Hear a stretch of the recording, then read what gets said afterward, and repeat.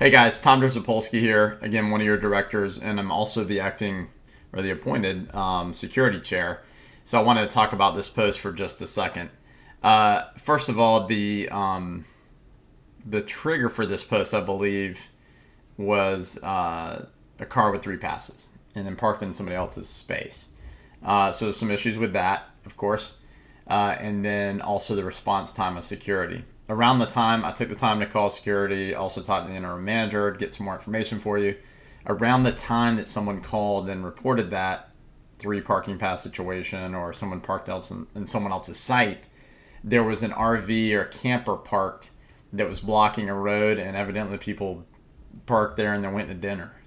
So a great effort was underway to knock on doors and try and find the owner of that because it was actually blocking a road. And then right around the same time, a few other owners and guests noticed kids riding on the golf carts recklessly, some standing on the back like we've seen them all do.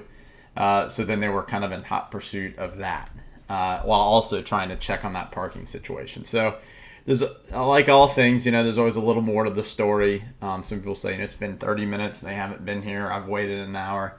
I think we have to really examine what's going on. If someone's car is blocked in, or there's a total obstruction in the road, I think that elevates the situation.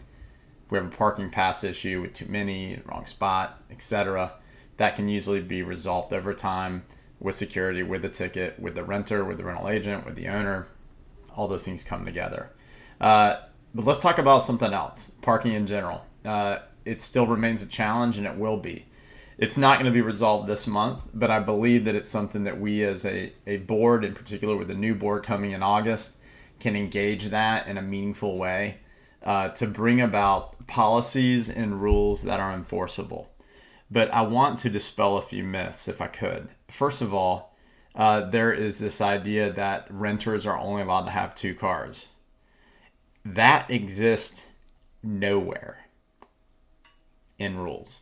In our rules that govern us and that we review and renew periodically, you can read it cover to cover, and there is no such rule.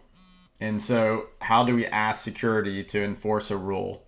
And we've been trying to do that, right? It was a two cars. It's kind of a rumor that people believe. The rental agents and others are have that language in their contracts that I've seen in the past and recently. But the origin of that came, I believe, from a budget and finance committee meeting. In an effort to curtail the number of cars, they put a fee, I think it was $150 on every car after that. And the board voted to approve that additional cars cost money. But going back to something I say often, let's not create solutions that are looking for a problem, right? So we create a fee in hopes that it'll resolve our parking situation, but it's either impossible to collect that fee, or the fee isn't collected, or it has no deterrent whatsoever. Someone coming with three cars just pays the fee. But that does not result. We don't have a financial problem. We have a parking problem. So it doesn't really address the issue that we have. So some of the parking rules that are in effect, and I'm going to try to find a way to post the PDF easily on Facebook, but it's in the owner's portal in CMA. But if you look through the parking rules and we think we have a parking issue and we need to resolve this parking challenges, I would like to offer a challenge. For those that have commented on this post, go out and look in your driveway. Is there furniture in your driveway? Is it a gathering place for, did you turn it into a patio? Or are your vehicles parked there? Is there a jet ski or a golf cart there and not your vehicle? Or a boat and not your vehicle? Do you have a driveway but also drive a dually truck? So your vehicle's not in your parking spot.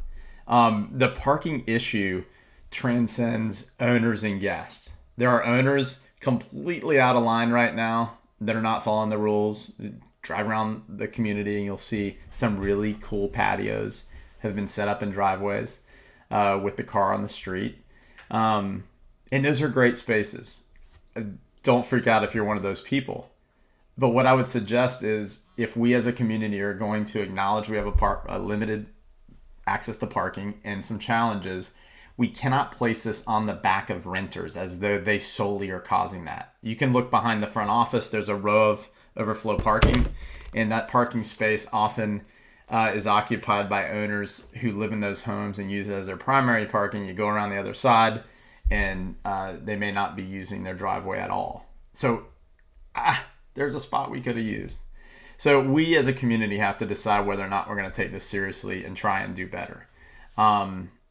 There's also a consideration that we have to examine, that the access to the community extended by an owner to their guest. And so I'm going to use that because it's my strong feeling. Right now, my unit 399 is rented. I've empowered Mark Forrest to rent that unit, but I've lent that authority to him, and I've essentially, as the owner, given access to the people in my unit right now. So if they're parked out of line, where does the buck stop, right? It's our responsibility of owners to reach out to our agent and say, under no circumstances will there be more than 2 cars at my unit when I rent it, okay? Ever. Because the authority of the association, of the board of directors who makes the rules and then gives them to security to enforce, is limited in many ways. So there is a solution. It will involve all of us. I would encourage us to examine really how panic worthy is this. I believe access to emergency vehicles is a big deal. I believe in July, parking is a nightmare. I understand it can be frustrating, in particular for those people that live there or come down for their 1 or 2 visits a year as an owner and face these challenges. But I assure you, it can be resolved if we work together. It may, like many things, remain less than perfect, but we can do better, and we will. But the more teeth you want to put in that rule, the more enforcement you want. Enforcement needs to be equally distributed across the community, right? So if you want to really bring the hammer down on renters with regard to parking regulations, then you really have to examine your own behavior and be ready to receive that same enforcement of those rules. And some of you, after watching this, may decide parking isn't such a big deal anymore because your little situation and your piece of heaven may not be totally in line with the current rules and regulations. Some of you may be doing just fine. So I just wanted to provide a brief update and remind people that, like many things, we're doing the best we can, and it can be improved upon. And you have a board. I know each of the members, and I've met and have a great deal of respect for the new member that is joining our board that I have not been able to serve with. But there is not another group of people that want to see things improved and want us not to stop our day on a Friday. It's 11:24 on a beautiful Friday afternoon in the summer and obsess and talk about parking. You must agree with me that we have better things to do. And I hope you do have better things to do. Please continue to share information with us. Please continue to contribute.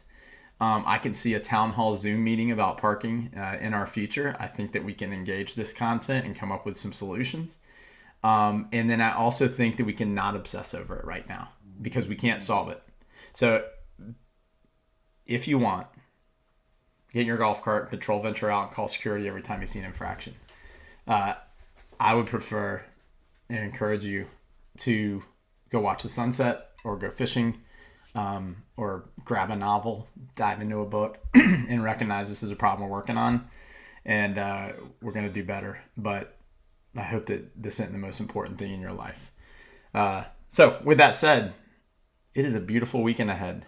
Go have some fun. We have an incredible piece of heaven, and there is so much good that's occurring amongst neighbors and guests and with our amenities, and lots of fun to be had. Keep having that fun and don't obsess over this stuff. We will improve. We'll get better. Hang in there.